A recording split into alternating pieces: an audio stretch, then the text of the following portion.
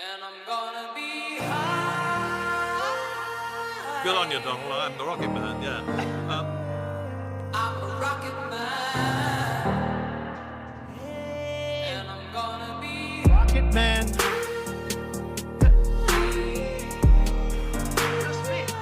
I'm a rocket man. Go to the moon. I work from my house. I love it. It's great. Then I was first employee at Megacorp Logistics, so they're $1 billion brand. Yeah, I know Megacorp. So those Ryan and Kenny were actually founders of TQL. Kenny bought Ryan out in 06, and Ryan had a 3-year non-compete and started Megacorp. So, and then 14, I'd been talking about an idea for years with the husband of one of my wife's best friends. And he was he grew up in Cincinnati.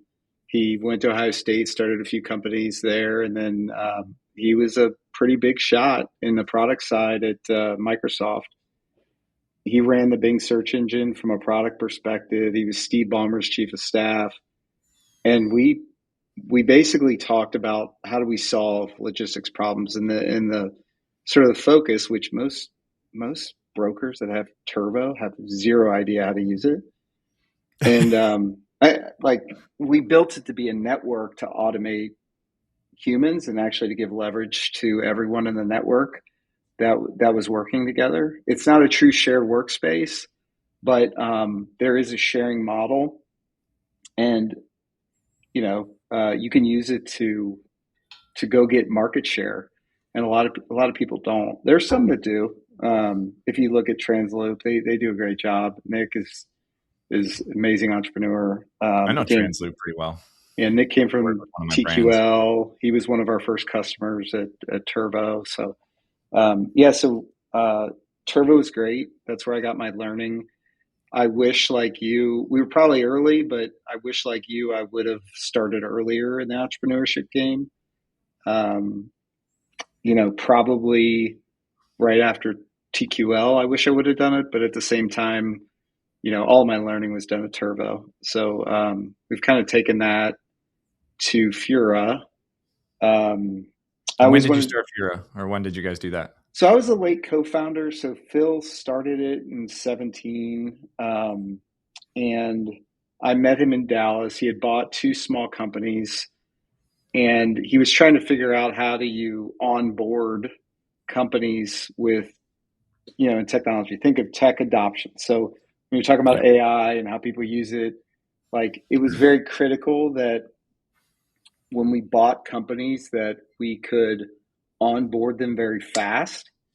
I remember watching something from, or reading something from the XPO, Brad Jacobs. He said it takes about 2 years. Obviously, those are larger organizations, but we had to figure out a way to do it in 30, 60 days, right? Because of how we would buy and make it profitable. And so he hired me actually as a consultant to start. And then about a couple months later, he said, come and help me buy companies. And it was a CRO. The company was struggling. We really didn't have really good customers. We had bought a company called AOK Freight. We had some great customers. We had a lot of customers that were very transactional. And so the board came to me and asked me if I could be the CEO about 2.5 years ago. And we grew from about, we'll call it 10 million in revenue. Right now we're about 60 in run rate. So we've grown a lot the past 2 years. A lot of that is organic. I was going to say, is that organic or inorganic? And what's the strategy behind that? Are you always trying to buy more, or are you trying to buy and optimize and then you start looking again? Do you have a deep bench of hey, eventually we'll buy these, but for now we have to optimize this one? Great questions. So the market was horrible, right? And the debt market was horrible. So think about terrible, especially 2.5 years ago. It still is today, but yeah. So buying companies using debt is not an option, especially when margins were so low. So first thing we did was we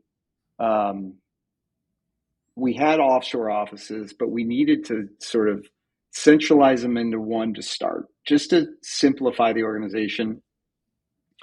And then I hired a baller CRO who has both logistics and tech background, Ryan Morrow.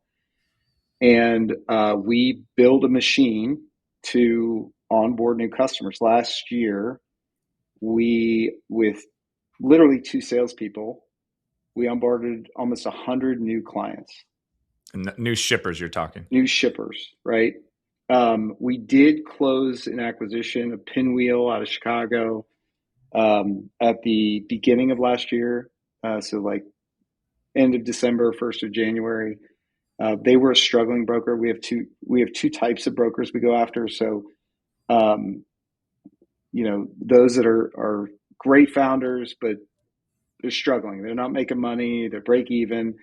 They might not have a proper multiple because they're not making EBITDA, right?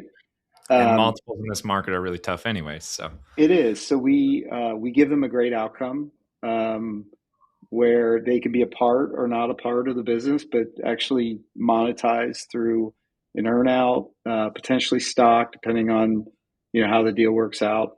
And stock is the total entity, the corporate entity. So we have a parent, Fura Inc., and then everything else sort of rolls underneath it. Okay. And then, and we, within 90 days, we made that thing super profitable. And some of it had to do with, our offshore operational model. And some of it had to do with just automation, like onboarding the team into the tool set. I'll give you an example. This is, I don't necessarily want to share the data, but we were doing business with a large customer.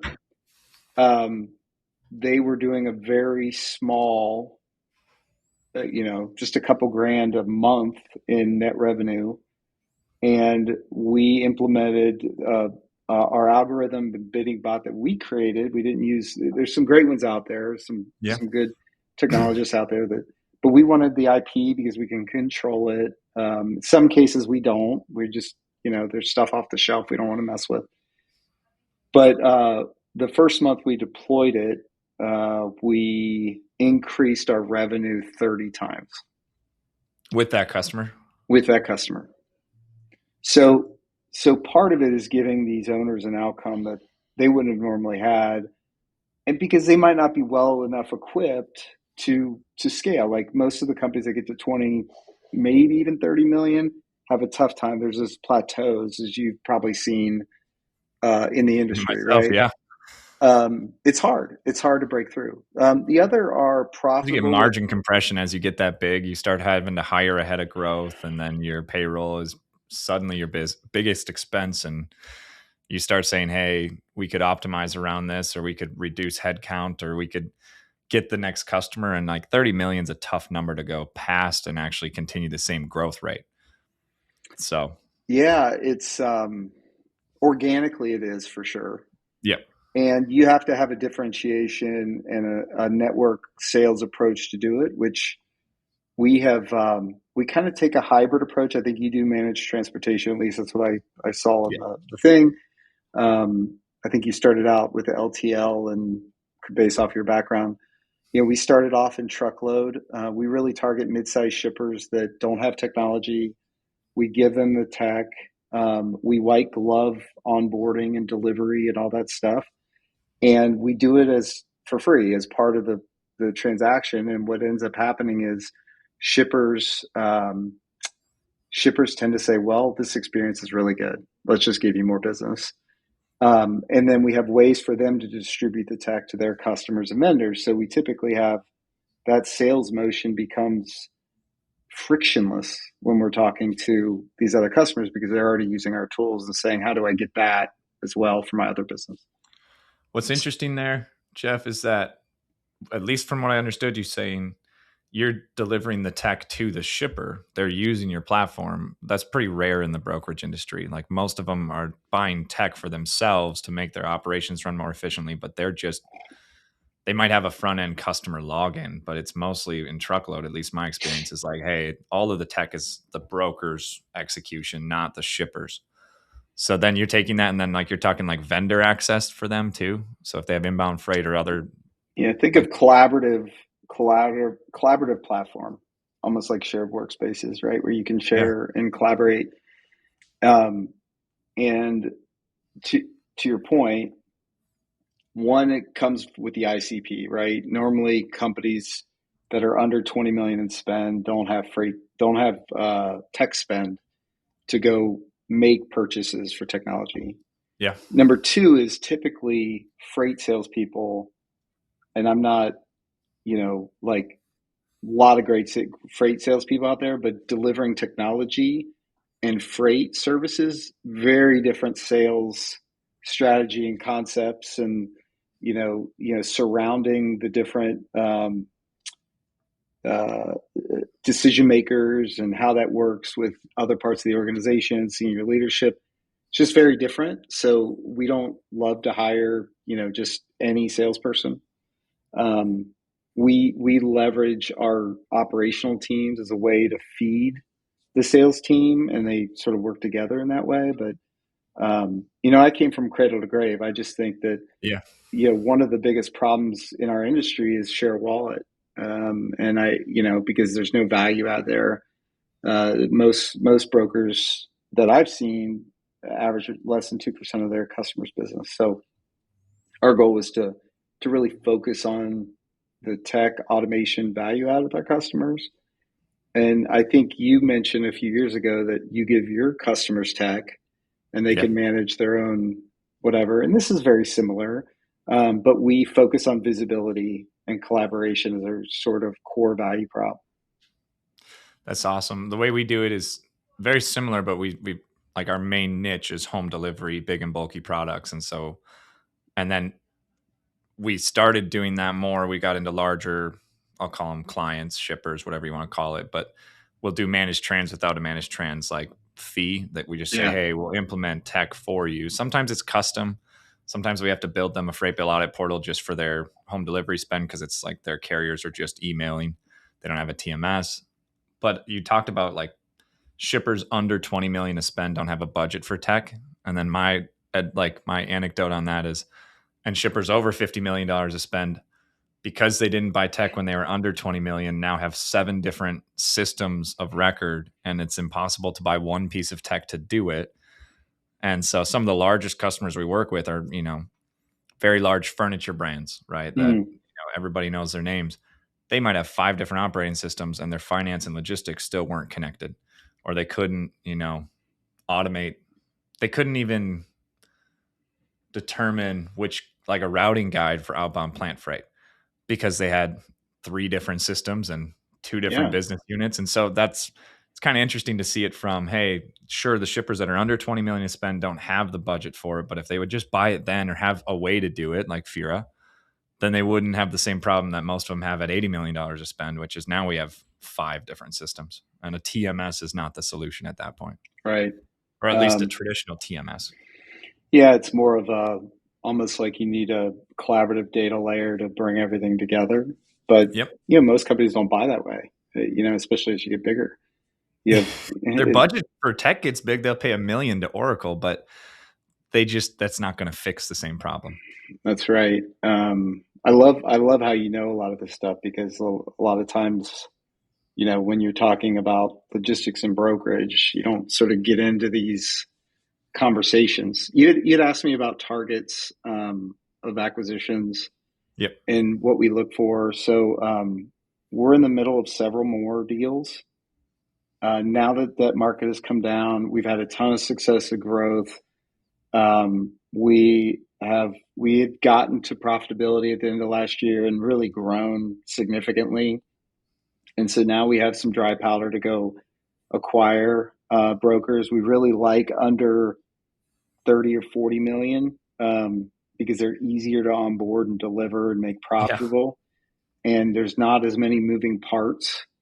But the founders really have to be open to and aligned with this change, right? The second bite might be way more than the first bite of the apple. But we And when you try say to. that, just for those listening, I understand that, I think, but to break that down, the second bite would be, hey, you're doing an acquisition, and if they want to stay and be part of the hold co, I'll call it, the parent company, Fura Inc., they can vest into that, and as that entity grows, there's a second exit for them when you guys recapitalize. Is that pretty much? Well, you don't necessarily have to recap to do it. You could sell it on the secondary, but the idea is you roll Okay. stock, so you get a total value of what the business is worth. There's earnout components because we want to have some shared risk if the company goes to zero. Especially Like, founder-led companies, because sometimes the founder leaves and there it's goes a the customers too. salesperson. Yeah, it's a salesperson. And so we allow them to roll. Some roll a lot, because they believe in what we're doing. And every acquisition we make, the value of the stock gets more valuable.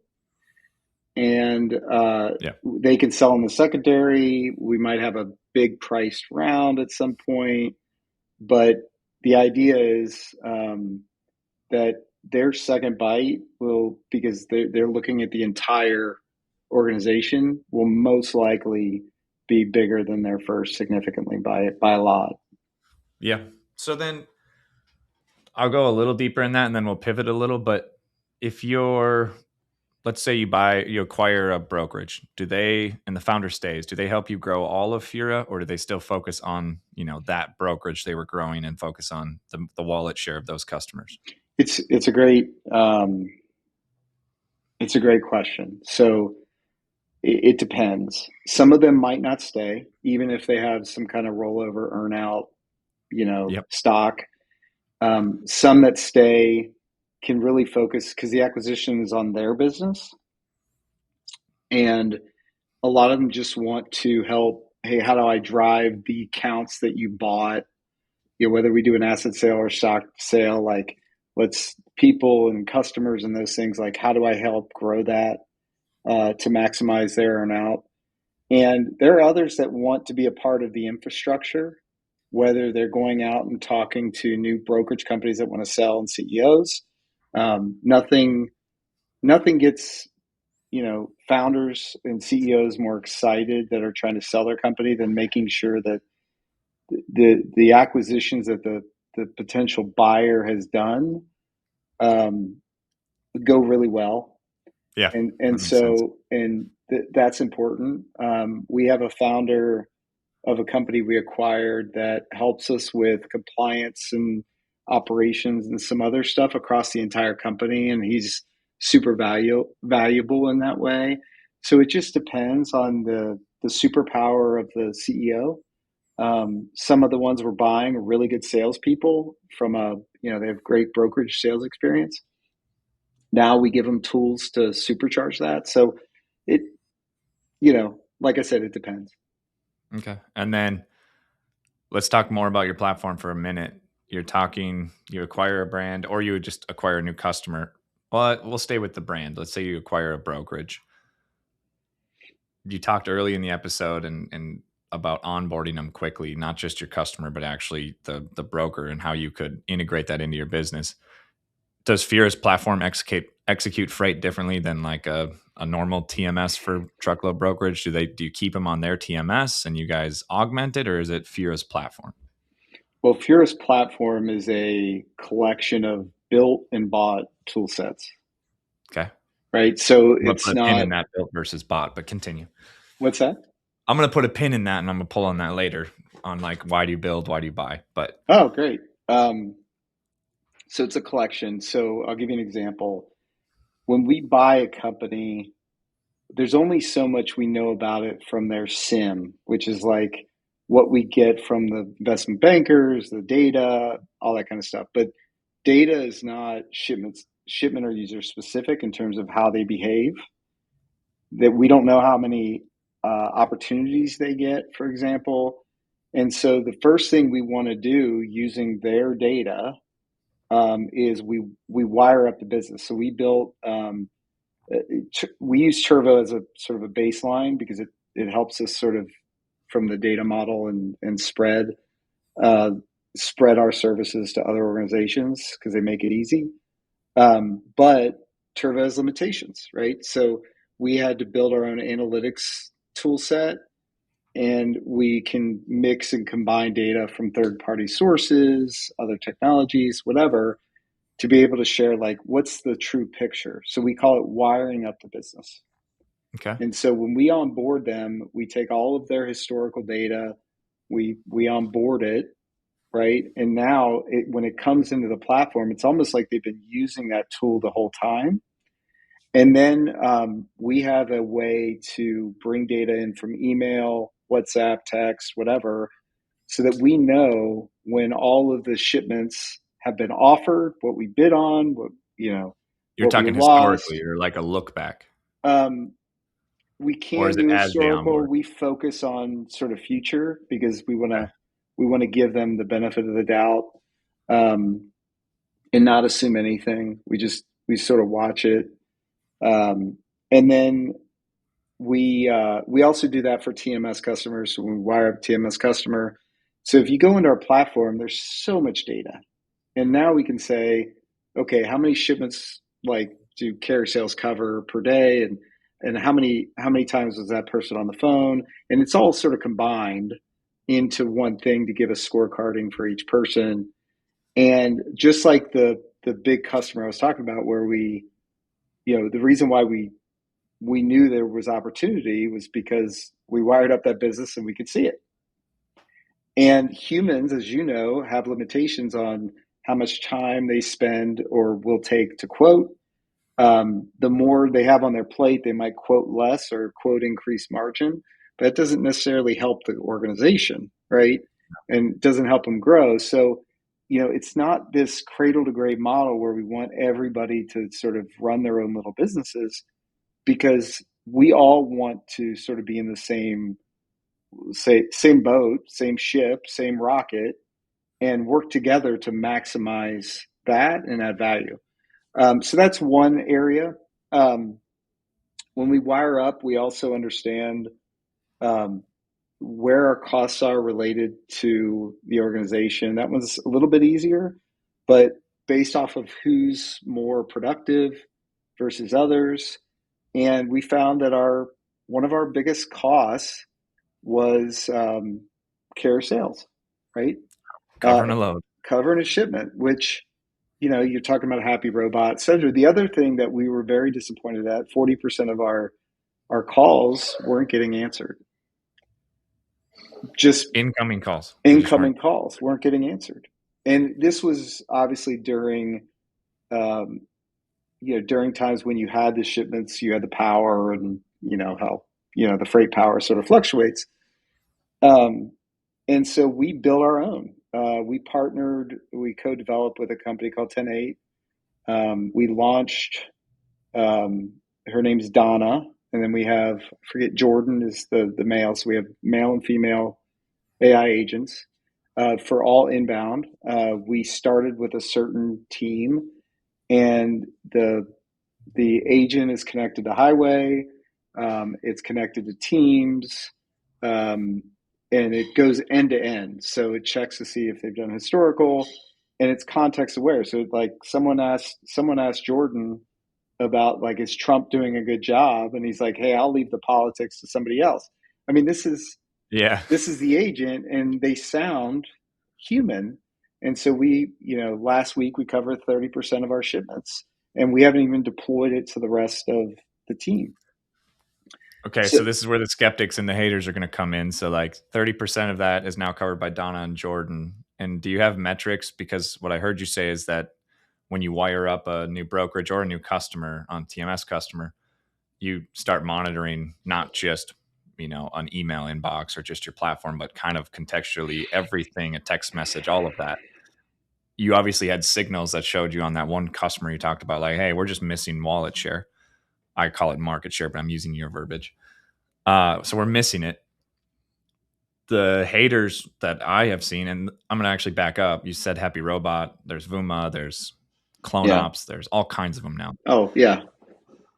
So when I first talked to those guys, in 2024, they were going to launch voice agents. And now still today, 2026, a bunch of chatter on LinkedIn is like, oh, the voice agent doesn't work. It's, they're just the truckers don't like talking to them, etc. But you're saying, hey, just your anecdotal, real data, not anecdotal, but small sample compared to the market, it's working, and you haven't even deployed it to everything.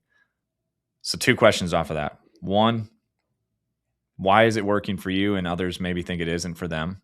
And 2, why did you build it instead of buy it from a Happy Robot or a Vuma or Clone-Ops? I'll name as many as I can, so I'm not picking on anybody. Somebody who does that. Keep going. Fleetworks, like they're all like, entering the space. Yeah. Oh my gosh. So this is how long is this podcast? As long as you want it to be. It 2 great questions, and I think our DNA. Part of it is DNA. Like, people don't realize, adopting tech has to be a part of your DNA, and especially new technology. There's a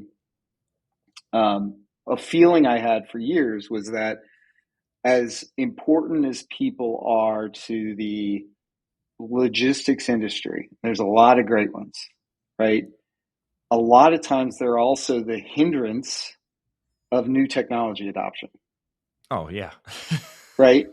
They're worried about losing their job. They're really busy, right? Which is true. They're really busy doing stuff.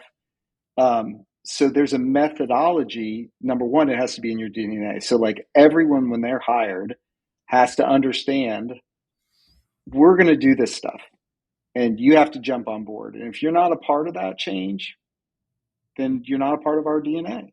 Sorry. So Yeah. A lot of skeptics, in some ways, may not have their organization have the DNA to be able to run with change and get excited about change. Great point. Right? And then if you just use like an example, like C.H. Robinson, they had so many employees to try to go through that barrier of like implementing it organization wide.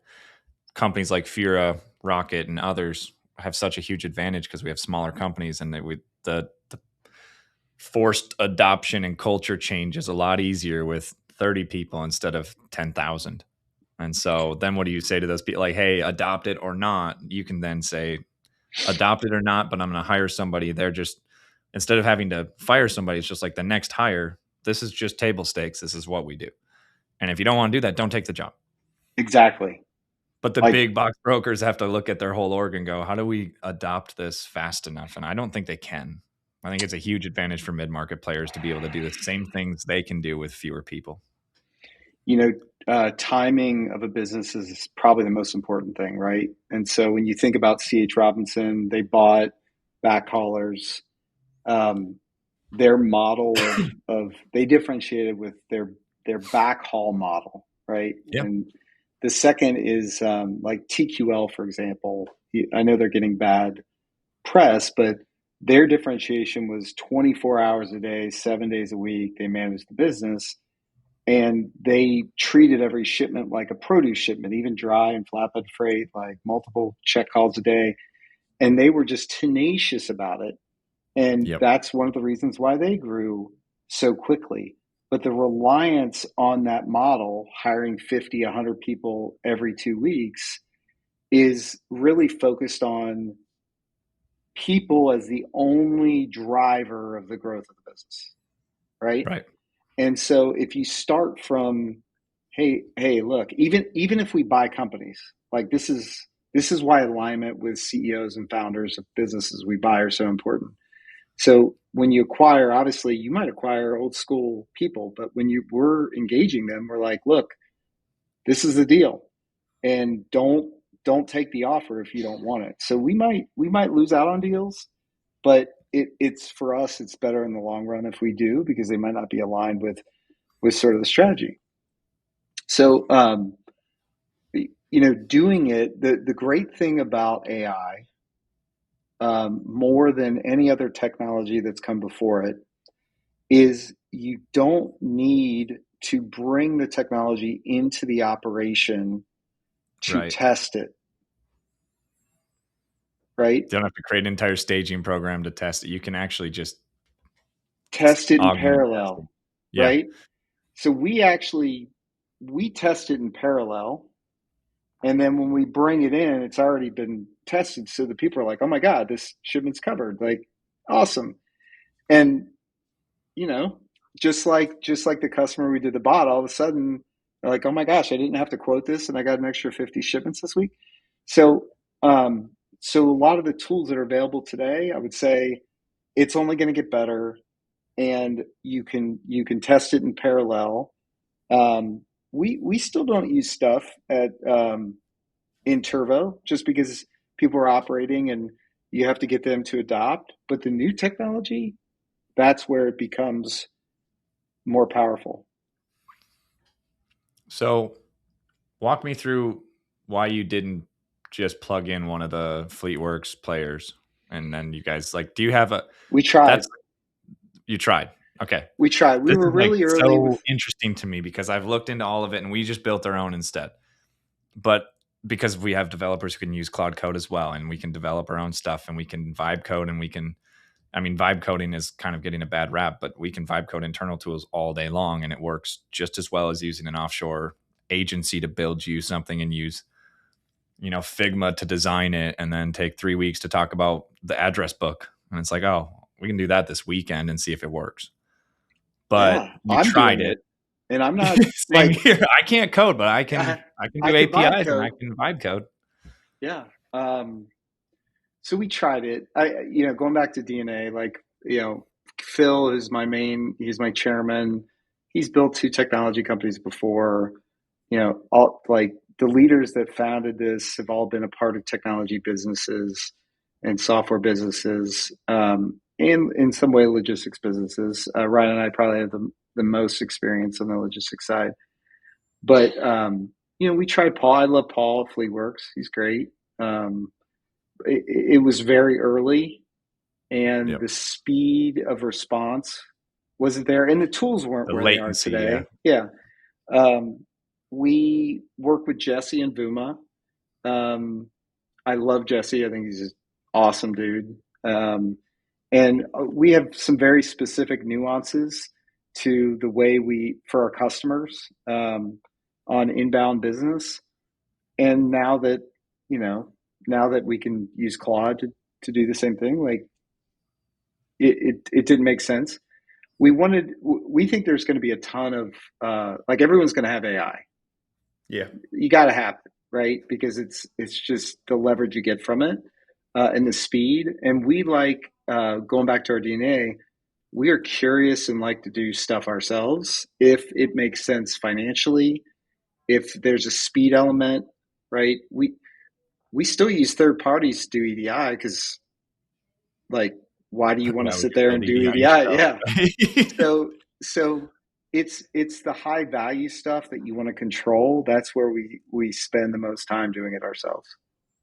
Yeah, and I think that, that kind of speaks to customization. Back in the day, it's funny you brought up EDI because it's still here. And so the skeptics of AI are saying, hey, remember API? And it didn't even replace EDI, especially in the truckload and the big enterprise shipper market. E2 Open still rules the day for all these huge shippers that are tendering loads. And the broker has to pay E2 Open to just receive loads. It's just ridiculous. But I think that the point you brought up where, like, you can test in parallel, that wasn't an option in API. It was, it had to be a rip and replace, and it had to work, and you couldn't test it. And freight moves, the industry moves slow, but the day-to-day moves way too fast for people to just take time and try to, take the risk to rip it out. But with AI, you can basically just augment, then you can test it for full automation. And you're like, I think that works. Let's try it with this customer. Let's try it with this team. Then I heard a quote from Elon Musk last week, and he was talking about how companies that are built natively with AI versus companies that augment with AI, he's like, people think that will be a small gap, but he's like, it will be the difference between a programmer or an engineer who's really good with data using Excel and has all kinds of formulas and can augment with AI formulas versus a computer. And it doesn't matter how good that engineer is. You could have 10 of them. If they have to do any manual processes at all, a computer beats them 10 out of 10 times. And he's like, AI native is pretty much going to be every tech industry. Yeah. So in freight, everybody says it'll be way slower. And maybe they're right, but it's going to come regardless. And I don't think you can just augment with it. I don't think you can be like, well, I created an N8N workflow and now we're good.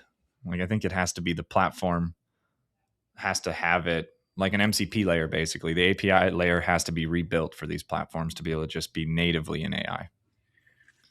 So it's a great point. Our industry moves slower than any industry that I've seen. I mean, construction probably like, some of the services businesses do. And the investors in our space got smoked the last few years. Think about all the digital companies that went out of business, Convoy, et cetera. Or the companies that were going to IPO and never did and now got acquired. Yeah. So And so I think like everybody's waiting to sort of see like how good the individual tools are before they invest, right? So think about like if you were starting an AI company in logistics right now, I would think it's getting harder to raise capital to fund what you're building. Like I said, I spent this week in Claude building a platform and automating email to shipment and text to shipment and all that kind of stuff. And like I think everyone's going to have it. And so what I'm looking for, and I haven't really seen it, is just someone in their garage saying, I'm just building an end-to-end AI agent to do customer sales, carrier sales, booking, compliance, automation. It's me in a garage and that's it, right? yeah. I think that'll happen at some point, right? Yeah, Now, there's a brand that did it on the other side called Cartage AI, and they started working with one of my customers. And then it's people don't even believe me when I say it, but they named their AI Wilson, and it's a shipping and logistics coordinator, and it just does all the things that a logistics coordinator would do. It logs into our TMS and books loads in our TMS for our client, even though like they skipped API integration. We were yep, already scoping out a WMS integration. They're like, hey, one of their logistics leaders left and went to Cartage AI and brought it back to them. And now we're working with them and they're using our system to quote and they're onboarding shippers for us because they're basically like working with all these retailers. And then they say, hey, this Rocket shipping's got these good rates. Now on board with Rocket. But that's happening on the shipper side at a small level. But it works not like 1 out of 10 times. It works every single time. They had 10 logistics coordinators quoting shipments all day. We looked at integration and they just brought in Wilson instead. yeah, I think it that'll happen crawls on the the broker website. side. It does Yeah. what the human does, right? And Yeah, it's not an API connection. yeah, So like no bot integration. browsing for quotes back in the day, and there's a few good companies for bot browsing. That was revolutionary because I was like, hey, I can go into the load board and actually enter a quote for USPS or whatever the huge brand is. Now you can do that in a TMS without having to just be limited by an API, postman and like what can be included in there and how to, maybe a webhook is better. Now they can just crawl into the TMS, enter the zip codes, the DIMs, the weight. I don't see API integrations being all that useful in the future for shippers into a TMS. Yeah. For brokers to orchestrate that API layer, I think it's still super valuable with AI.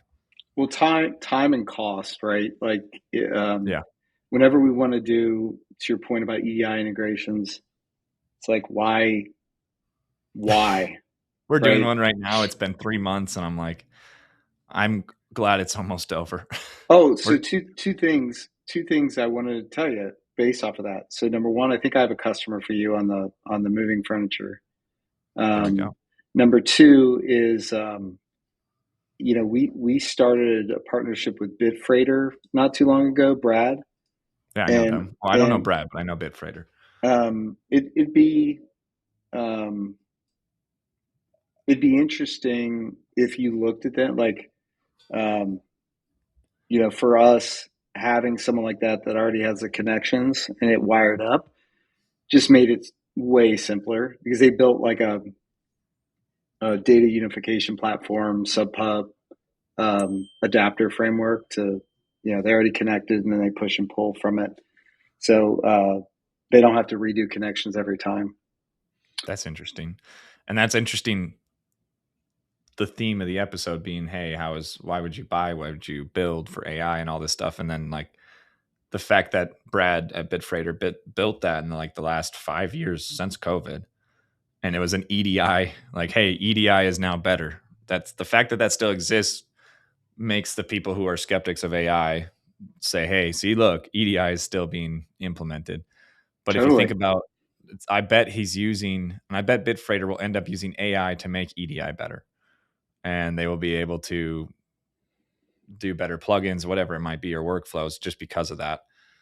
So I'm going to pivot real quickly to your platform again. I looked at your website, obviously. Visibility for a shipper who's shipping a ton of truckloads. What is different about your guys' visibility? Are you doing anything AI there, or is that Trucker Tools, Samsara? What does that look like? So we are part of visibility is you have to get the operations and the carrier to snap to adoption as well. So that's where, like, if you go to a cradle to grave person, they're like, you know what? I want to be the center of the universe for my customer. And our DNA is we just want to give the customer the data. Yeah. So what we do is we call it surround. Surround is several different technologies. So one is we use Turbo. Our app adoption in Turbo is 98%. We do have an AI agent that when they don't adopt or when they turn it off or whatever, that will follow up with the driver to get location. So when you say app adoption, you're talking the carrier saying, yes, I'll enable tracking with Turbo. That's right. That's right. So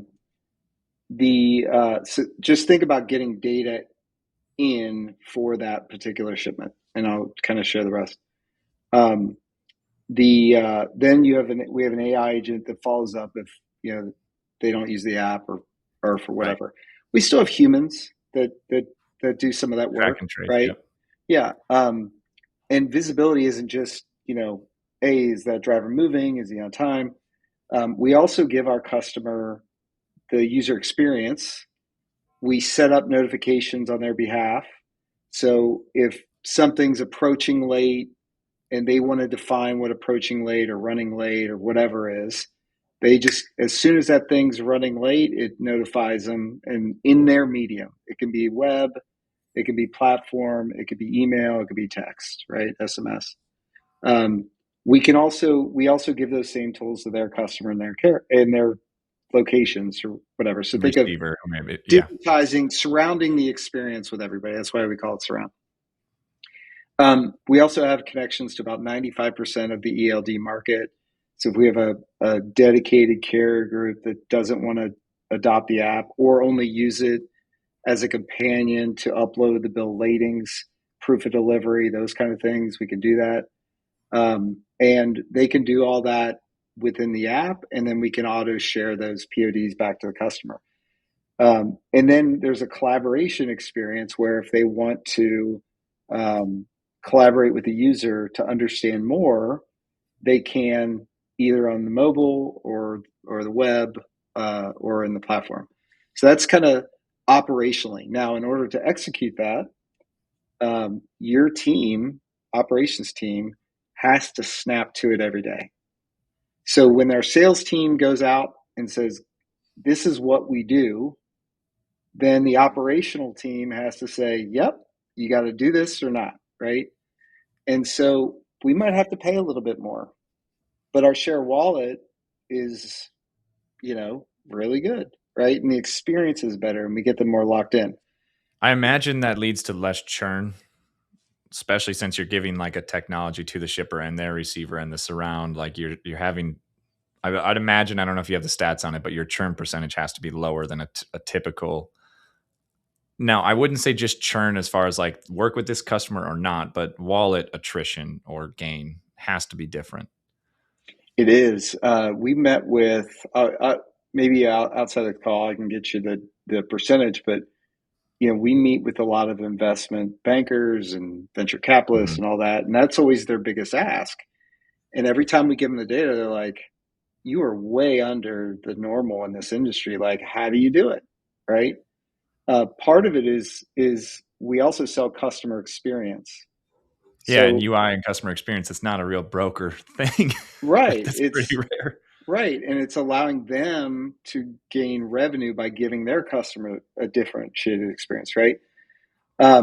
Because also we built our own analytics tool set.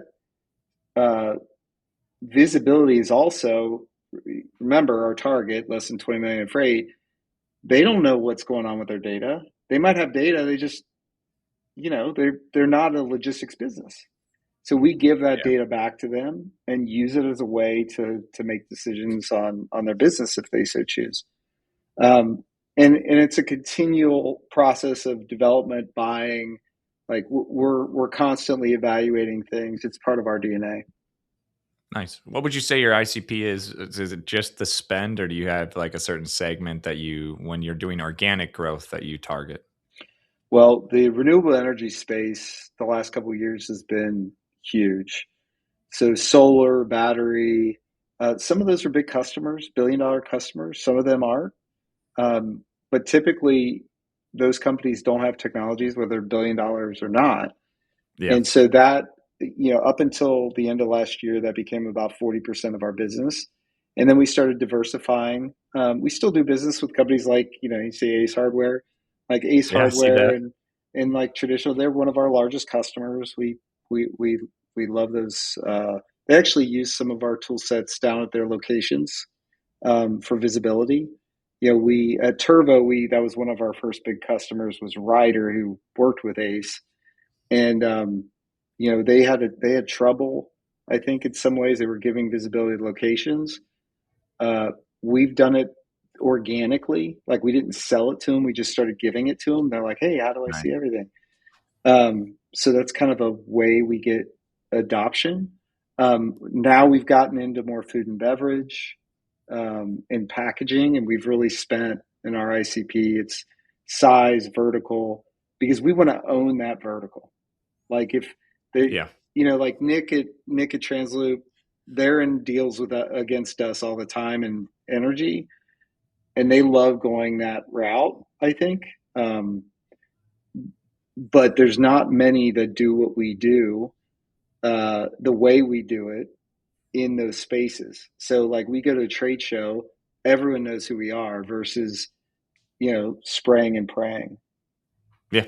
I like that approach. I do the same thing with big and bulky furniture. But actually, we started in furniture, and then we're like, hey, let's get even more niche, and like specifically we go after saunas and pergolas and wall paneling, like 14-foot pallets that an LTL carrier doesn't want to touch, rooftop tents, all that stuff. It's like, hey, it's 90 inches long. We just said, hey, the LTL carriers don't like it and they price it out, but we have a home delivery network that likes it. Now we get inbound way more than we used to. We still have Mm, mostly outbound, but we'll get inbound every week just from LinkedIn DM saying, hey, I was looking up home delivery and we found you. We don't do SEO, so they didn't find us on Google, but they have a very specific need. We diversify by working with a client and we do their home delivery. And then oftentimes they're like, hey, I'd like to use your platform for everything. Can we bring in our truckload and LTL? And we just say, yeah, we're fully connected. sure. But we start with the final mile. And we actually have several clients that use Transloop on the final, or like on their mid-mile truckload. So I know Transloop as well. Yeah. Interesting connection there. So I'm going to take you all the way back out of how this business operates. How do you find customers? What's your go-to-market motion? I heard you were a CRO first, so I had to ask. Like, how do you have an ICP? You said ICP before I did, so I was like, oh, this guy talks about revenue and go-to-market. Yeah. What's your stack there on the front end? Like, how do I, you go and get leads? yeah, I love go to market. So I don't want to go into too much detail, but Yeah, we have what's called a constellation sale. Constellations, if you think about it, the center of the universe is the sun, and you've got stars and planets all around them. They might be different sizes, and each one of those has their own constellation, right? And we think right. of those as organizations. So we start with the sun, which is the first node in the constellation, and we use technology to digitize. They go from analog to digital overnight, right? And then we have white label ways for them to have their logo and branding and people faces and all that stuff within the platform, so that they're like, oh my god, it's like social media, and they start sharing to their customer. right? And the customer ends up saying, or the location or whatever, so saying, God, can you just keep using that company? And oh, by the way, 50% of my other business I pay for. And then we get the introduction from our customer. And we also we incentivize our customers that want to be a part of a referral program. And we also have some ways we do it. You give us more volume, you spread. It's almost like you'll have a scorecard, a partner scorecard, and the more, like, I'm a big believer in Sky Miles, like Delta Sky Miles and stuff, like building those kind of um, behaviors in companies to want to do business with you. It to me is important as a marketer and as a sales team. I had a guest on last season of this podcast, Cara Brown, I can't remember if it's Cara or Cara, and she talked about like the front end stack of Zoom info, all those different tools and how that may look. And I was expecting you to answer in that way. And I was pretty surprised and interested in, like, hey, we have customers, we create a constellation around them, and we get our customers to be incentivized to find others. But that only works if your product is actually better than somebody else's. So it's kind of a network effect almost. It's a pretty interesting strategy. I like it. Well, I haven't heard anybody say it like that. Like, of course, everybody follows the freight. Hey, I shipped a truckload here and they received it. So I called the receiver and said, do you want to ship truckload with us? I have a truck. I need a backhaul, whatever that strategy is. But this is almost like a social media play. That's pretty cool. Well, we, the Turbo experience really helped me with that, because that was the whole idea. Was we would sign up brokers and we would allow them to distribute the product for us. The problem is we kept getting sort of sucked into this TMS parity problem, and not how do we build our network seamlessly. And so it's kind of going, hey, you will switch if you can build it just like this brand has it and just like your competitor. And then it's I need this feature. Can you do LTL? Feature parity sucks as a TMS. Like, that's why that business is so hard, right? If you want to sell, because you might have a better, now building is much easier. So, it costs a lot less and faster. But we have Apollo. We have those tool sets to go find new customers. But we also sell differently, which actually the customers love, or prospects love. We don't have the traditional logistics seller calling customers saying, I've been doing this 10 years. I have 20,000 trucking companies. In your market. I noticed you have a warehouse. Yeah. Trust me. I'm going to be your friend. Blah, blah, blah, blah. Just give me your worst load and I'll prove myself, which still works. Not knocking that, but it is, granted, I grew up in that market. But, as I started selling software, you start realizing, and I'll get you a quote here in a minute, but you start realizing, like, are you really solving a problem for the customer? Maybe it's a last minute problem and you earn trust and whatever, but is it really a fundamental problem of their organization and their logistics, right? And so Tony Fadell, who founded Nest, he sold it to Google for, I don't know, $3 billion. He also built the first iPod for Apple. He was an early Apple guy. Yeah. He was an investor in us at Turbo, and we were talking, he was talking about sales strategy. Yeah. And he's like, sales is so easy.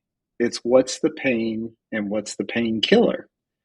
And so if you think about that, like, yes, it's easy, but how you sort of get into proper discovery, which I think you mentioned in the podcast that I watched, how you get into proper discovery, to us is the most important. Like, people say, tell me about Fura. Great, but I don't want to sell Fura.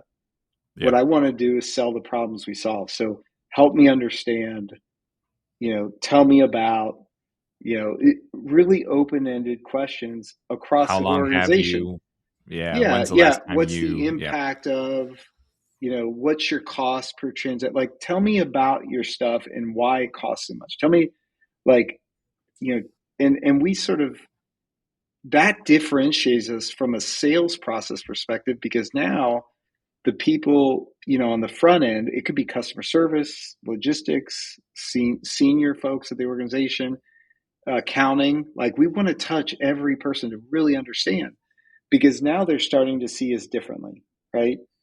We're not, and they can try us out like any other broker. You can try us out with one shipment. We'll give you the same experience. We're not trying to sell managed trans, but what ends up happening is people are like, why don't you just do it all?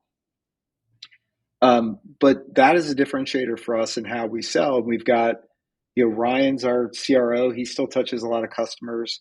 Joe Babcock has come from this industry. He's done tech. He's been at big brokers. He's done all this stuff, but he's very mature and thoughtful. We do have an SDR. I love doing deals. Just, let's get in front of the people. But I spend most of my time with potential acquisitions and organization and all that kind of You're doing stuff. sales in a different way. Yep. And but the great thing is we are starting to think about transitioning from a lot of just direct new business. Every time we acquire a company, it's another 150 customers, right? So how do we get a SWAT team together to go supercharge those customers and the digital experience? It's hard because they start off a certain way, but over time they start to see, oh my God, like, this is valuable. Yeah. And then, I mean, if any brokerage today just went to their closed lost deals or their customers that had churned and offered them and said, hey, we're just going to focus for a month on trying to get these customers back because we built something new, all of them would do better. And people always forget that, like, just because a deal didn't work one time doesn't mean it's a no forever. It's Totally. just like sales fundamentals that people forget. Oh yeah, they said no last year. So that we'll never get that brand. Yeah.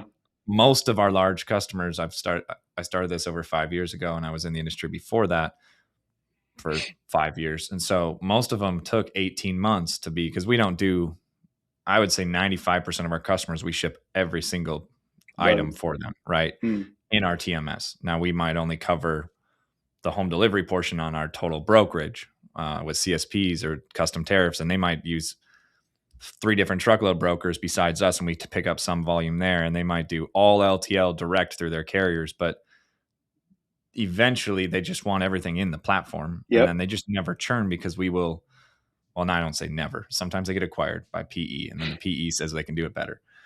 It's about the only time we lose a customer. And I always am like, just listen to me. I know.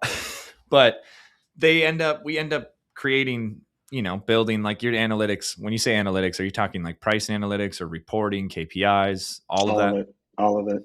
Yeah. Right? And that's Measure the something business. you guys built in-house instead of bought. And it's something that's custom. And it's like, hey, we do freight bill audit and pay for LTL direct carriers. It's not our tariffs, but we'll audit it. We built that for ourselves first. And we said, hey, we have to be able to pay these home delivery carriers. We got to be able to audit every variance, and money just leaks in that industry because it's dimensional pricing. Change by 2 inches, it could be $100. Yeah. We have to verify that. Then we went to our brands who use only their LTL carriers and said, hey, do you guys want to use our tech and license it? Because we built it. Now, there's other good companies out there that do freight bill audit, but most of them sell to brokers. So like my biggest thing is like, hey, I'll just sell the tech to the enterprise shipper, the mid-market shipper. They'll use it. Not many people are knocking on doors saying, hey, Mr. Shipper, use a freight bill audit tool. It's, hey, Mr. Broker, Worldwide Express, Global Trans, Unishippers Group, or Priority One, or whoever it may be, Armstrong, use us for your freight bill audit. Yeah. We just do the exact same thing. We build tech, but we buy tech as well. And we say, hey, the shipper just needs to use it. And once we're integrated, it actually provides value above replacement. That's pretty much the whole point. Now we might not make as much margin up front. Like we might be like, hey, we're giving them a free TMS sometimes, and they stay in there for a year. And then they're like, hey, we're going to do a truckload RFP. Will you run it for us? And I say, yeah, I'm going to include myself in it, but I'm going to run it. And they say, oh yeah, you can have 10% of our truckload. Sweet. Okay. Yeah. I would have never had that. becomes ARR. Right? Yeah. It true. Yeah. ARR. And we have SaaS fees for the ARR and then the brokerage, but we could run all of our expenses on just SaaS fees and brokerages plus. Yeah. Whereas 4 years ago, it was only brokerage. And it's like, oh, this is it's a much better company for me to run because I don't have to worry about every single load, every single time someone's upset. It's like, oh, we're going to lose this customer. Now it's, well, we're going to fire that carrier or that broker, and they're going to come to us and say, bring us another carrier or broker. Right. So we moved ourselves lateral. That's But awesome. when I talk about that, my last closing question for you is like, where do you see AI or Fira in any combination of your technology in 2 years? Will you have a bigger development team? Like, are you investing heavy into development teams, or are you thinking that it's because of the scope creep of AI that you're able to do more with the same people? I've had mixed opinions on that. I already know the answer. Like, you'll have not necessarily Fira because you're going to grow, but all brokerages ever will have fewer carrier sales reps and fewer customer service agents. That's going to happen because AI is going to replace some real jobs. Now, that doesn't mean they won't work at the org, but will you hire more developers is the real question. Well, the short answer is maybe not developers, but true product people that can Solutions code. engineers. Yeah, that because you can take now in the next 2 years, you can take now, a deep operator and allow them to build if you wanted to, right? Or a product person. We've got our product leader is incredible. To really answer your question, number one, anyone that says AI isn't going to replace people is full of shit. Even honestly, even the companies that market AI, they're like, oh, we're trying to supercharge your people and all that stuff. Yeah, that's true. That's true to a point. But look, like you said when we first started, 98% of all shipment activities can be automated. Now, what I think it's going to do to our organization, which I truly believe in, is I can change roles of my people that can really get focused on like more consultative relationship work, because they're still going to have to, like, people are still Right. going to have to trust you in order to give you business. Even if it's AI. Yeah. They're going to have to trust that you can build it. They're going to have to trust that you can execute it. At some point, honestly, with the way AI is, companies are going to insource more and more and more with AI. And I think your model works really well. And I believe in that model because I think it's going to happen, especially, trucks are starting to drive themselves. So they just become a node on the network that can be purchased. Like, it won't happen in 2 years, but it'll happen. It'll happen, right? At some point. So I think preparing and laying the groundwork for that is really important for the organization, unless you have a 2 or 3 year horizon for your business. Yeah, I like that. And I also think to put a ribbon on that from my perspective is there's orgs like Fira and others that you're growing into it and you're already fastly or like quickly adopting AI and you're putting it into your business. And yet that doesn't mean that you're going to reduce headcount and just because you have AI That's right. agents, but you may not hire as many heads as you were going to do the same I growth. agree. And then there's orgs that are larger that have a decision to make. Are they going to do big layoffs and do more with less, or are they just going to take the same model we're running and just hire fewer people over time? For the last 2 years, they've been doing that. But if you look at like Amazon Prime Video and Facebook and others, or Meta, I should call it, they are like, hey, if we do that, we'll lose. So we have to slash. And then because part of the AI problem is that in order to really implement it, you kind of have to have some humans out of the way that won't implement it. Yeah, that goes right? You back to can't that just problem. like hope it works. Yeah. It's a real I'll problem. give you some data. Like, people don't really leave our organization. It's very few and far between when people leave. And when I took over, we had the org was honestly, it was a mess. I'm always transparent. Like, it wasn't good. We had 45 people doing $10 million in revenue. Like, it was crazy. It's not the right Not number. the right number. And a lot of those didn't have our DNA. We'll call it, right. And so sometimes you got to move on from people that aren't like aligned with you. Really, for the most part, I mean, that kind of culture to me is everything. But now we've got 25 people doing 60 million. So it's, it's a very different approach. And I would say most of the people that we have that are in operations or sales spend a lot of their time just on relationship building. There's still traditional like logistics work they do for sure, and it's tough, especially finding trucks, but that'll continue. Maybe, I tell Brian all the time, like, maybe we just keep everyone we have now and get to 100 million, right? Like that's Yeah. a true opportunity for us. Yeah. Well, that's awesome, man. I appreciate it, Jeff, and thanks for making time for us. I'll release this in clips, but also probably as a full episode to launch season 2. So, Jeff from Fura, appreciate the time, Awesome. man. Thanks, Gabe. Yep.